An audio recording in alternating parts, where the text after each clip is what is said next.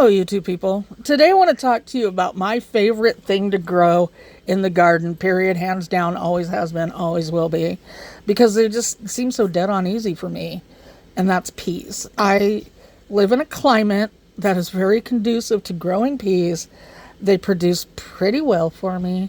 Some years, yeah, they go like gangbusters. Other years, not so much. I've had peas grow through temperatures that were over 100 degrees, did not drop their blooms, and kept producing. So I don't know what it is about peas, but they're easy for me. Peas and beans. Peas being the easier one for me. Now, peas are divided into 3 different groups with some subcategories. You have your shelling peas, and that's exactly what they sound like. You grow them till the peas fill up the pods. You shell them out and you preserve them how you wish after that. The pods are not all that great to eat. You have your snow peas. We're all familiar with these. Those are what you see in your Asian stir fries. So you eat the pod. The pods remain very tender. The peas remain very immature for a long time.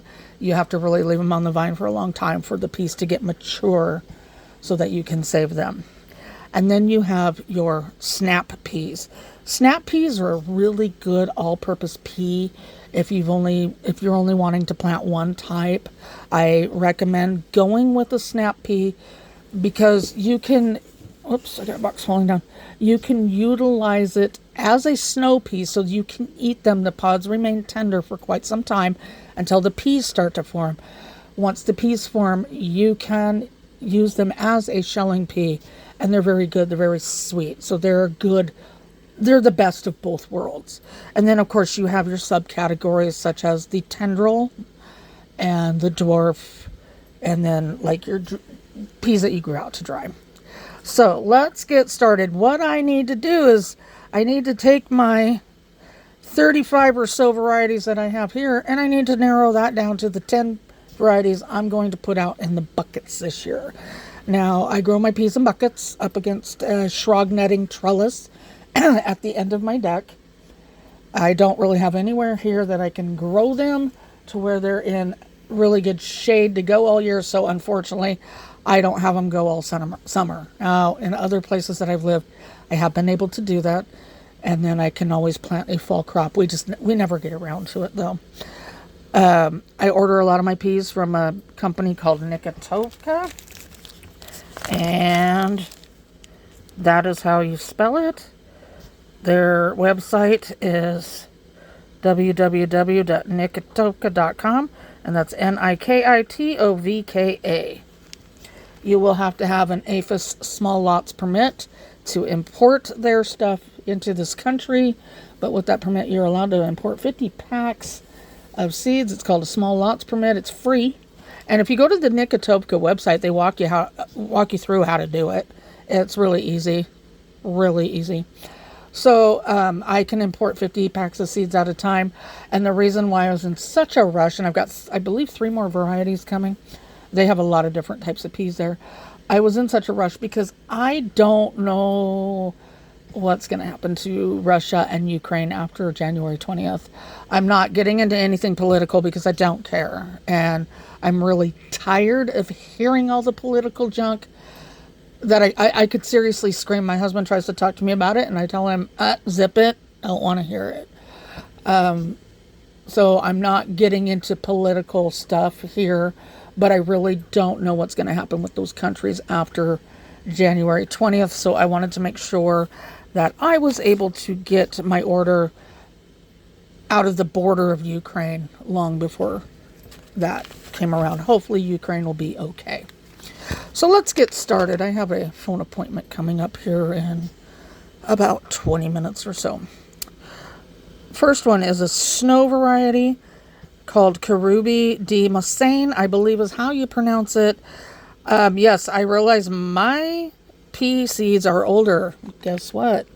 If you properly store them, it doesn't matter. Mine are properly stored. I grow pea seeds routinely that are 15 years old or more, and they work out just fine for me. Now, if you like the tendril varieties for like pea shoots, This one's a good one for you, and it's called Sugar Magnolia Tendril. And it's a very striking, very pretty variety. And then another sub-variety is a dwarf pea. These I like to tuck in underneath different things in my raised beds.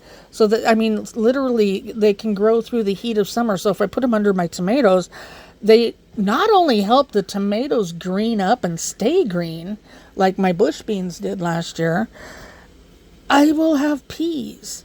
And they don't like drop their things, they don't die because they're shaded. Peas don't like direct sunlight.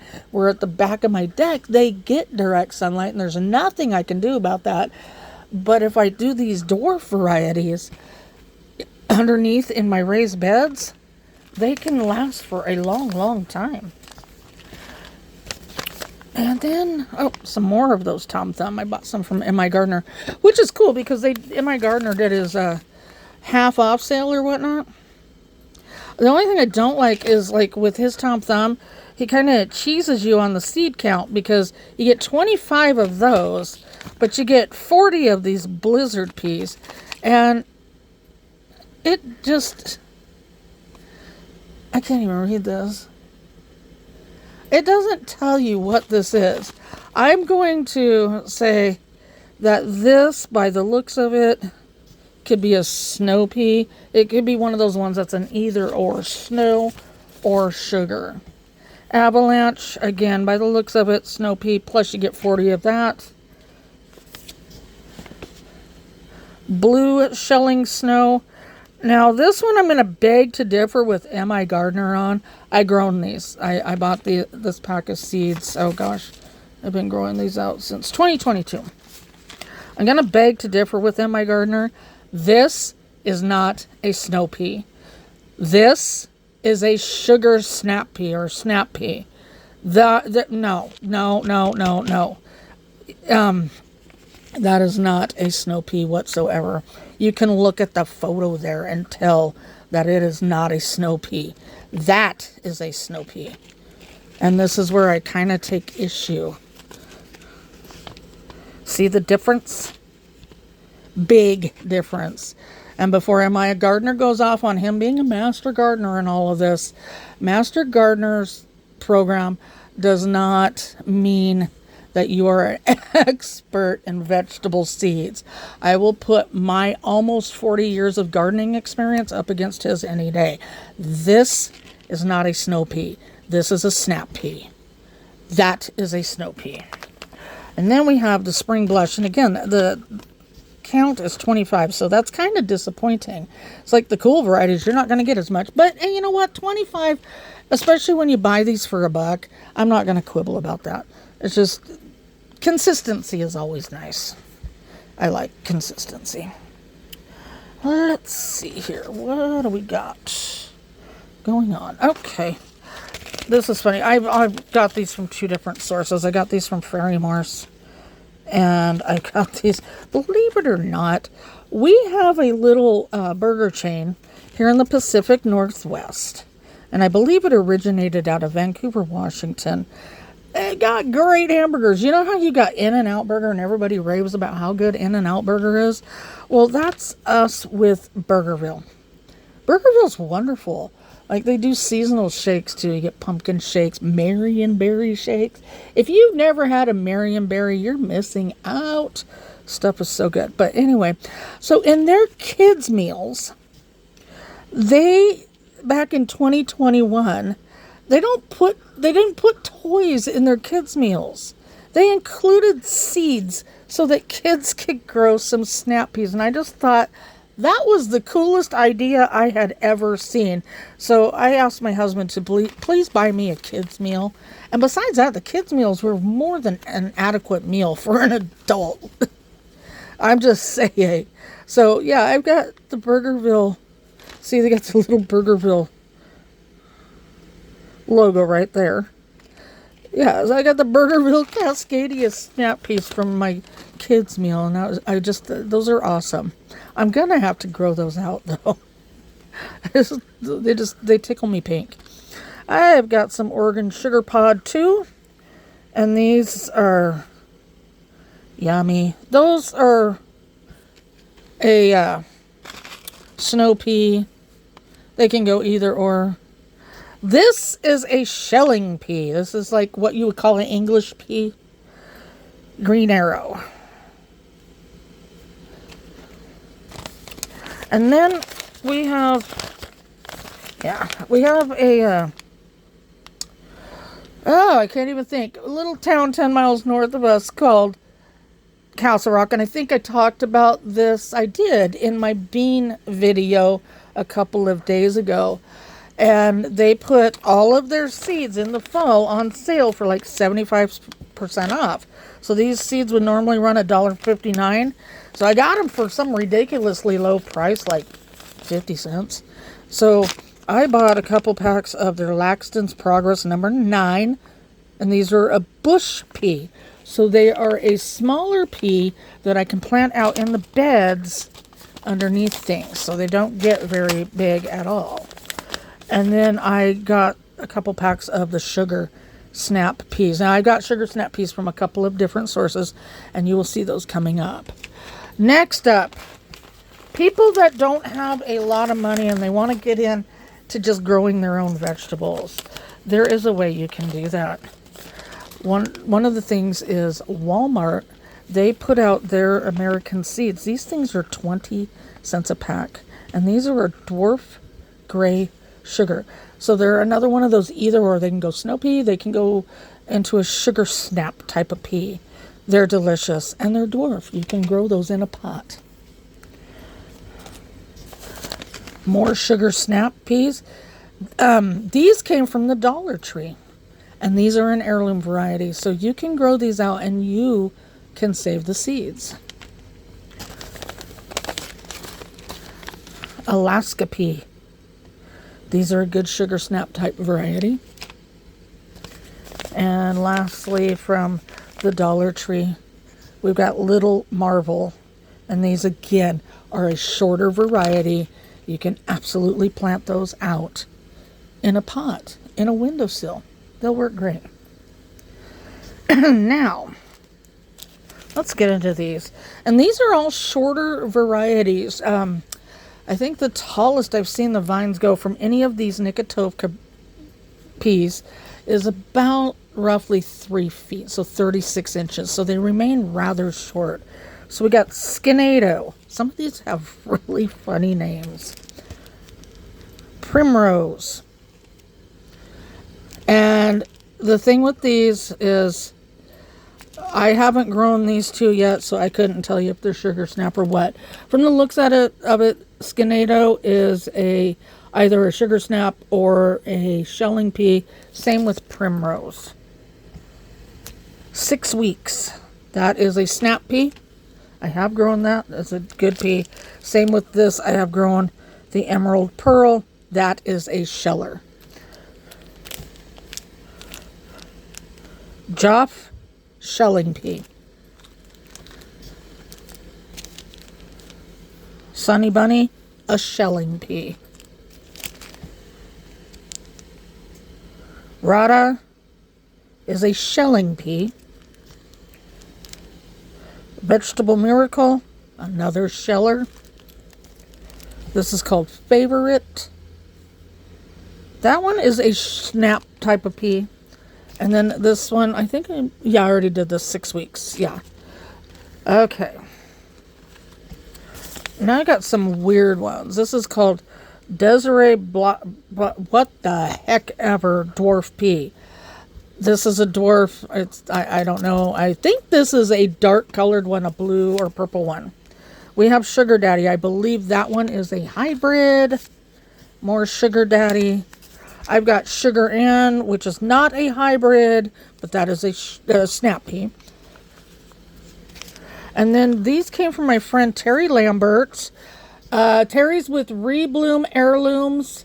And if you want to join his group, he's looking for people who are willing to grow out vegetables for him in exchange of you send back, I don't recall what it is. You'd have to get together with Terry, but you send back a percentage of what you grow and then you keep the rest.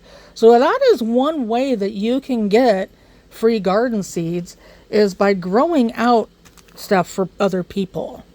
It's just a great way to expand what you have. And so he sent me 2 packs of English shelling peas. He doesn't know the exact variety of them, but when you see shelling peas, a lot of people will also call them English peas, in case there's any confusion there. And then this one is just a sugar snap, which I already have those over there. And then also from Four Corners there in Castle Rock, that little feed store that we love, I got a hold of some coated seeds called Little Marvel.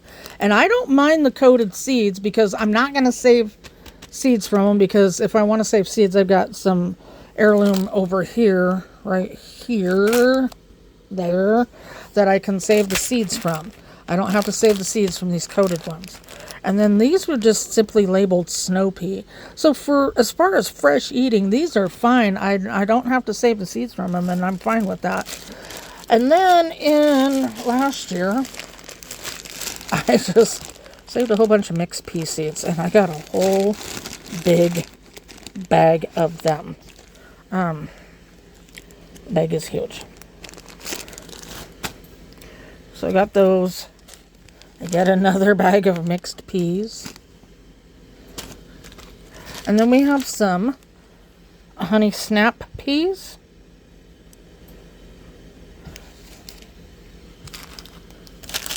More Alaska peas. And then these are really cool. These are probably the coolest in my collection. These are called a Robia dry soup pea. And these are, I got these from Uprising Seeds in Bellingham.